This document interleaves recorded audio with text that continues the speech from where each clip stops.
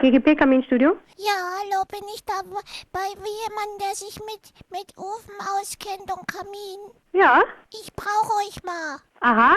Ja, weil ich habe ein ziemliches Problem. Aha. Was ist das denn für ein Problem? Na, wir sind doch jetzt umgezogen. Mhm. Und in unserer neuen Wohnung ist ein Kamin. Mhm. Und bald ist Weihnachten. Hm. Und der Kamin ist viel zu klein. Ist zu klein. Ja, Mhm. weiter kommt ja der Weihnachtsmann niemals durch.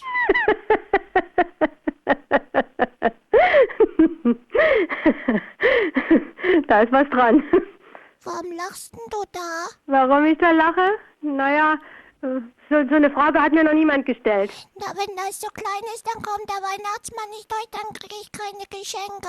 Ja, da hast du ja recht. Und das ist überhaupt nicht lustig. Nee, hast du auch wieder recht. Na, ich habe ja da noch eine Idee. Aha. Es gibt nämlich eine Weihnachtsmann-Hotline. Mhm.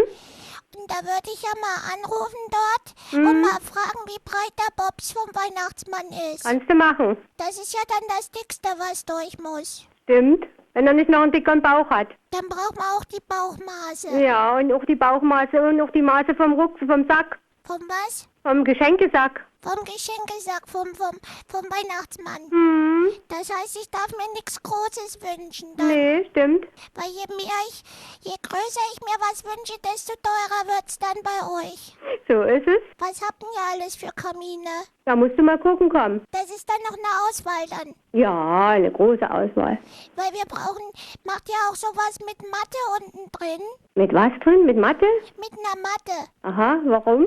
Falls der Weihnachtsmann abrutscht, dass er nicht so hart fällt. Aha, denkst du an alles? Naja, der muss ja noch zu anderen Kindern. Hm, stimmt. Macht ihr sowas? Ja, das machen wir dann eben. Okay, wann kommst du mal vorbei und guckst dir alles an? Ja, dann musst du mir mal deine Adresse sagen. Na, zu Hause.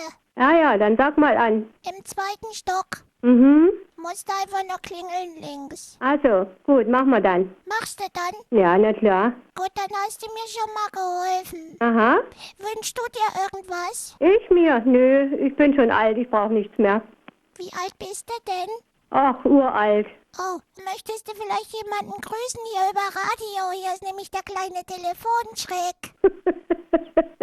Ist ja klasse.